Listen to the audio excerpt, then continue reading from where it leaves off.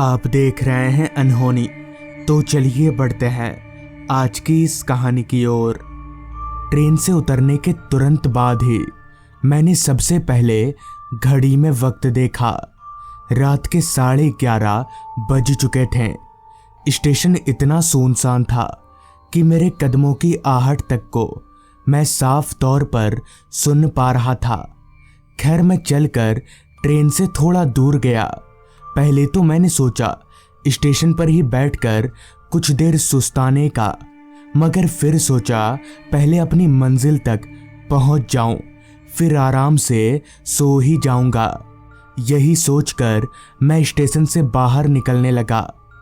Station से बाहर निकलकर सामने जो नज़ारा था, कहीं ना कहीं वो मेरे जहन में पहले से ही चल रहा था।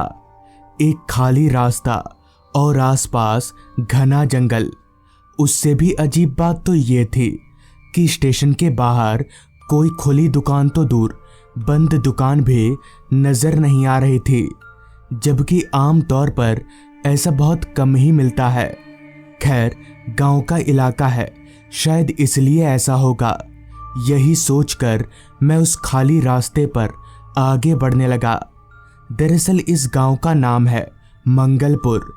यहाँ मेरे बाप दादाओं की काफ़ी ज़मीनें हैं और बहुत सारे बंगले भी हैं। मंगलपुर गांव में मेरा आज 10 सालों के बाद आना हो रहा है। दरअसल मैं शहर में रहता हूँ, साथ ही मेरा पूरा परिवार भी। मैं कभी कदार अपनी जायदाद वगैरह देखने के लिए यहाँ आ जाता हूँ, मगर पिछले 10 सालों से मेरा यहाँ पर आना ही नहीं हुआ था।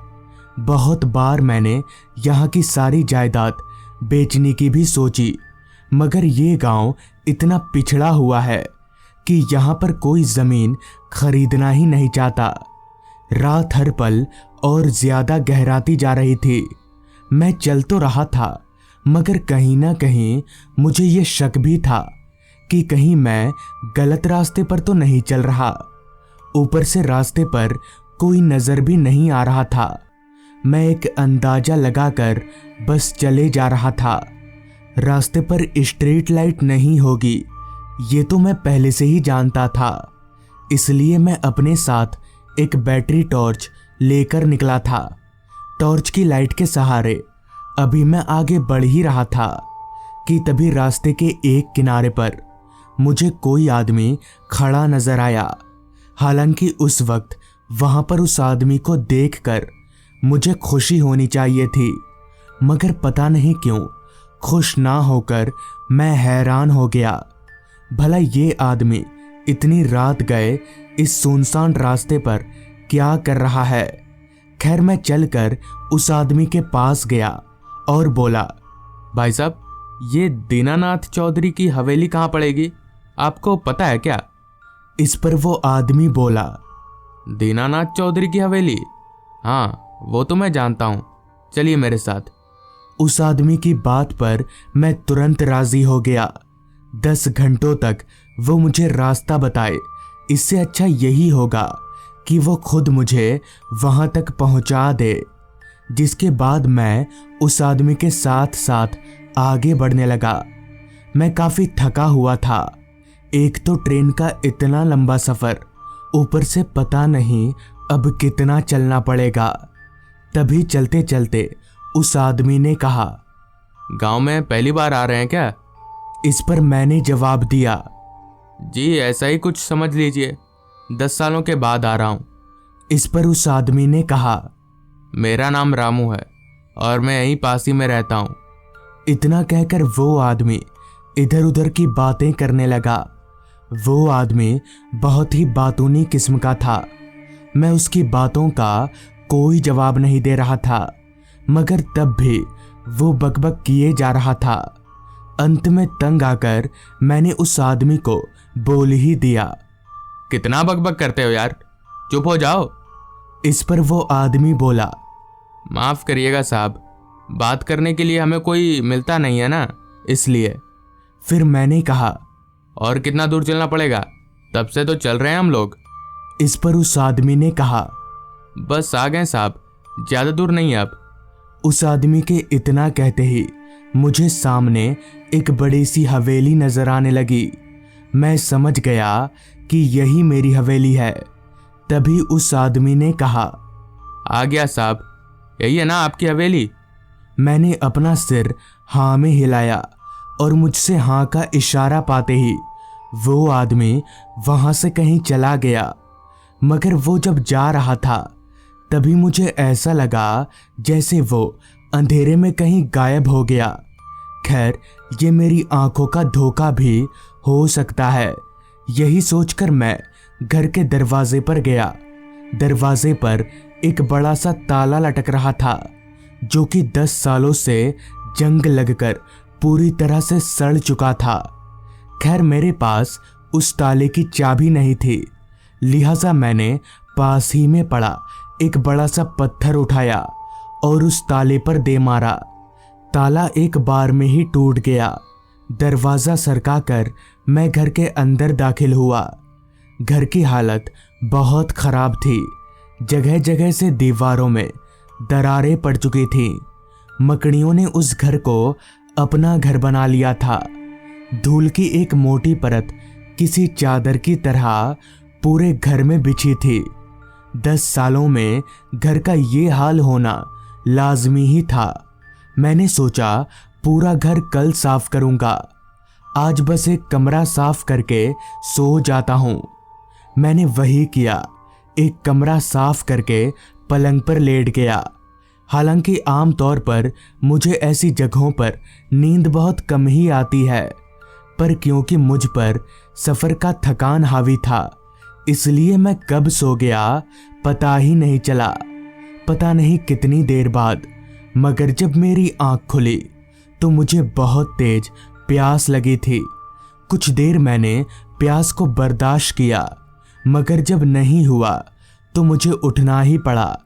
जहां तक मुझे याद था, घर के पीछे की तरफ एक बड़ा सा कुआं था। पता नहीं अब होगा या नहीं। इतना सोचकर मैं पलंग पर से नीचे उतरा और टॉर्च लेकर अपने कमरे से बाहर निकलने लगा। घर में इतना अंधेरा फैला हुआ था कि टॉर्च के अलावा कोई चारा ही नहीं था। कमरे से बाहर निकलकर मैं घर के मेन हॉल में पहुंचा और वहां से घर के पीछे जाने का दरवाज़ा खोजने लगा। सब कुछ धूल में इस कदर सना हुआ था कि किधर दरवाज़ा है और किधर दीवार पता ही नहीं चल रहा था। जैसे तैसे आधी नींद में ही मैंने दरवाज़ा ढूंढा और दरवाजे से घर के पीछे पहुंचा। घर के पीछे बगान में पहुंचकर मैं टॉर्च घुमाकर कुआं ढूंढने लगा। थोड़ी ही देर में मुझे कुआं दिखा, जिसके पास ही में रस्सी बांधकर एक बाल्टी रखी हुई थी। मैं उस कुएं के पास गया और बाल्टी को कुएं में डाला। थोड़ी देर रस्सी पकड़कर रखने के बाद मुझे जब ये एहसास हुआ कि बाल्टी भर चुकी है तो मैं रस्सी पकड़कर बाल्टी खींचने लगा। मगर ये क्या, मैं रस्सी से बाल्टी खींच ही नहीं पा रहा। पर ऐसा कैसे हो सकता है? मैं इतना कमज़ोर तो नहीं हो सकता कि एक बाल्टी ना खींच पाऊं। ऐसा लग रहा था जैसे किसी ने मेरी बाल्टी को कुएं के नीचे से पकड़कर रखा हो। मुझे लगने लगा था कि ज़रूर दाल में कुछ काला है। लिहाजा मैंने अपना टॉर्च निकाला और टॉर्च को कुएं के अंदर घुमाया तो कुएं के नीचे का नज़ारा देखकर मेरे होश उड़ गए। मेरी सांसें तेजी से ऊपर नीचे होने लगीं, क्योंकि कुएं के नीचे एक आदमी था और उस आदमी ने मेरी बाल्टी को पकड़ रखा था। मगर हैरानी वाली बात तो ये थी कि वो आदमी कुएं के पानी में डूब नहीं रहा था, जैसे वो पानी में उड़ रहा हो। डर के मारे मैंने बाल्टी की रस्सी को अपने हाथों से छोड़ दिया और बगान से भागकर वापस घर में आ गया। मुझे अभी भी समझ में नहीं आ रहा था कि आखिर ये सब हो क्या रहा है। मैं भागकर वापस अपने कमरे में गया और कमरे में जाकर पलंग पर लेटने जा ही रहा था कि तभी मेरी नज़र पलंग पर गई, जहां वही आदमी लेटा हुआ था जिसे मैंने कुएं में देखा था। मेरे डर की कोई सीमा ना रही, लेकिन आखिर ये हो कैसे सकता है? अभी तो ये आदमी कुएं में था, फिर इतनी जल्दी कुएं से निकलकर पलंग पर कैसे आ गया? अब ये तो पक्का था कि ये आदमी भूत है, इसलिए मैं तुरंत उस घर से बाहर निकलकर भागने लगा। भागते भागते मैं बार बार पीछे भी देख रहा था कि कहीं वो आदमी मेरे पीछे तो नहीं आ रहा, मगर ऐसा नहीं था, वो आदमी मेरे पीछे नहीं आ रहा था। भागते भागते मैं सीधे गांव में जाकर ही रुका। वो पूरी रात मैंने गांव में ही गुजार दी। बाद में जब मैंने इस बात का जिक्र एक साधु महाराज से किया तो उन्होंने बताया कि बहुत सालों से अगर कोई घर खाली पड़ा हो, यानी उसमें इंसान का वास ना हो, तो उसमें आत्माओं का वास हो जाता है। उस दिन मैंने अपने घर में पूजा करवाई और अब मैंने गांव के ही एक आदमी को उस घर में रहने के लिए रख लिया है। तो दोस्तों, ये थी आज की कहानी। अगर आपको ये कहानी पसंद आई हो तो चैनल को ज़रूर सब्सक्राइब कर लें। तो मैं आपका दोस्त आर्यन जल्द ही मिलूंगा आपसे ऐसी ही एक कहानी के साथ। ये बात थोड़ी पुरानी ज़रूर है, मगर आज भी जब कभी मैं इस घटना को याद करता हूँ तो मेरी रूहें कांपने लगती है। दरअसल आज से कुछ साल पहले मैं बस ड्राइवर था, हालांकि अभी भी हूँ, मगर तब मैं एक प्राइवेट कंपनी की बस चलाया करता था। काम ये था कि उस कंपनी में काम करने वाले सारे वर्कर्स को उनके घर से ले आना और काम खत्म होने के बाद घर छोड़ने जाना पड़ता था। मुझे अच्छे से याद है, काम पर वो मेरा पहला दिन था और साथ ही मेरे दोस्त नितिन का भी। वो भी मेरे ही साथ बस में क्लीनर के तौर पर काम पर जुड़ा था। हमारा सारा दिन अच्छे से ही बीता। हालांकि काम सारे दिन का नहीं था, मगर उतना आसान भी नहीं था, क्योंकि कंपनी का कोई स्टाफ 2 किलोमीटर की दूरी पर रहता था तो कोई 20 किलोमीटर की दूरी पर। खैर, रात के तकरीबन 8:30 बजे जब सबकी छुट्टी हो गई तो मैं सबको बस में लेकर उनके ठिकाने की तरफ निकल पड़ा। हालांकि वक्त काफ़ी ज़्यादा भी नहीं हुआ था, मगर बस एक आध लोग ही नज़र आ रहे थे रास्ते पर।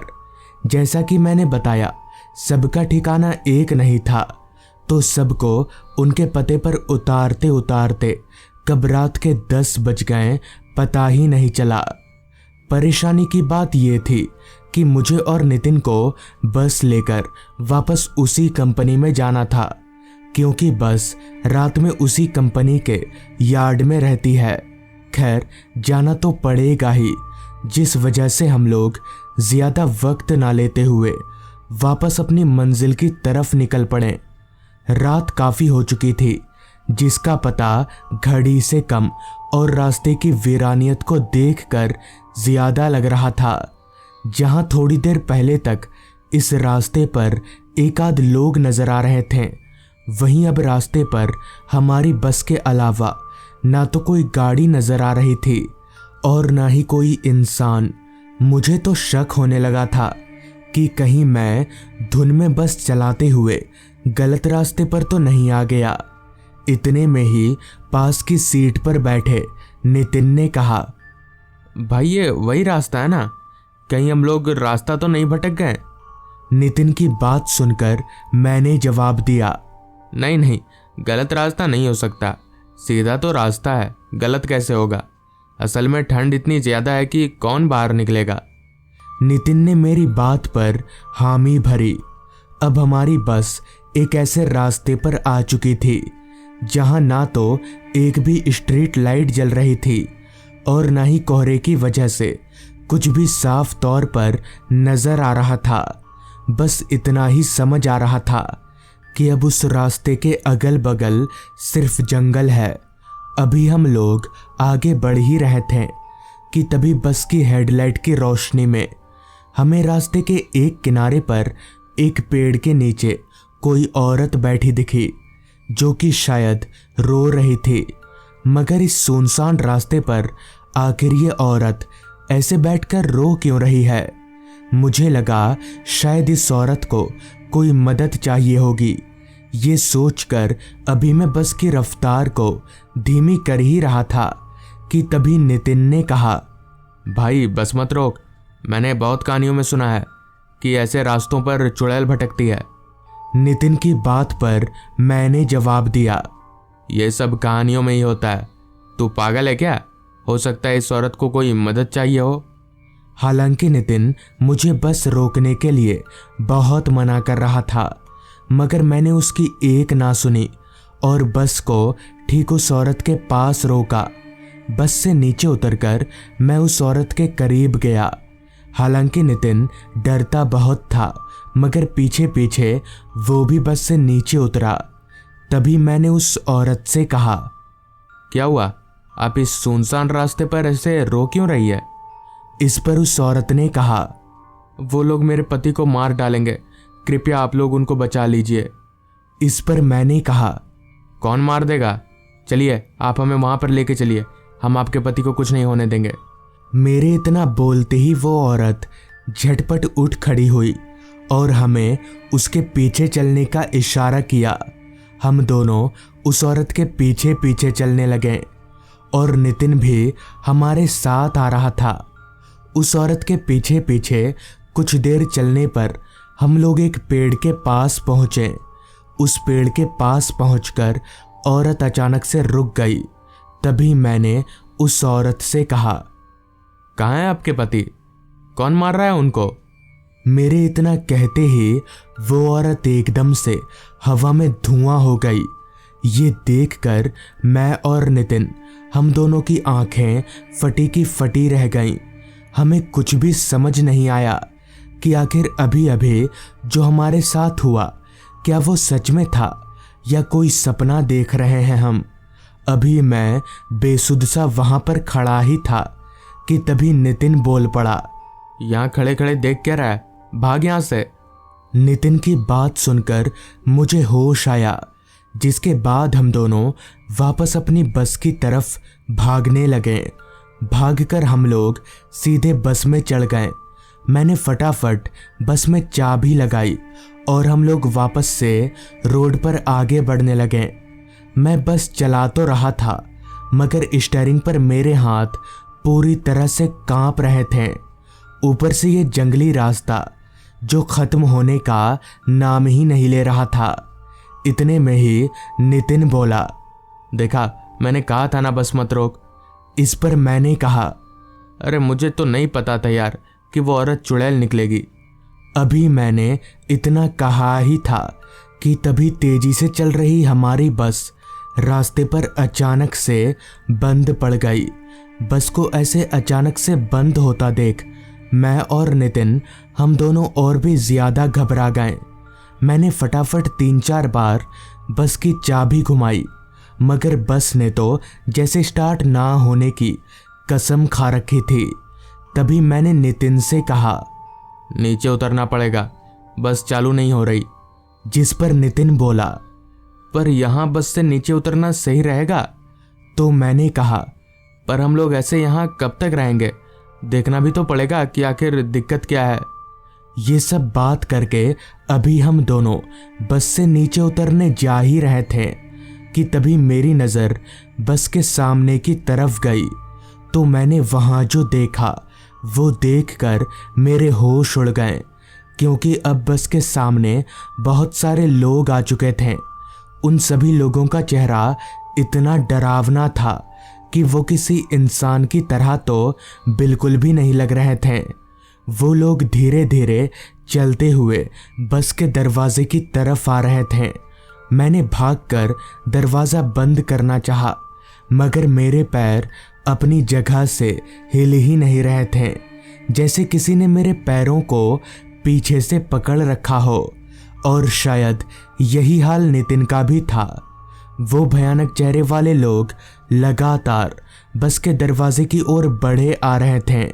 हमें समझ आ गया था कि अब हमारा बचना नामुमकिन है, मगर तभी पता नहीं कहां से बस के दरवाजे पर वही औरत आकर खड़ी हो गई जो कुछ देर पहले हमें जंगल में ले जाकर गायब हो गई थी। उस औरत के दरवाजे पर आते ही वो सारे भयानक चेहरे वाले लोग एकदम से गायब हो गए। उनके गायब होते ही उस औरत ने एक दफा मुस्कुराते हुए मेरी ओर देखा और फिर दूसरी बार हवा में धुआं हो गई, जिसके बाद हम दोनों भी अपने आप को आज़ाद महसूस करने लगे। मैं दौड़कर बस की ड्राइविंग सीट पर गया और बस को चालू करने की कोशिश करने लगा।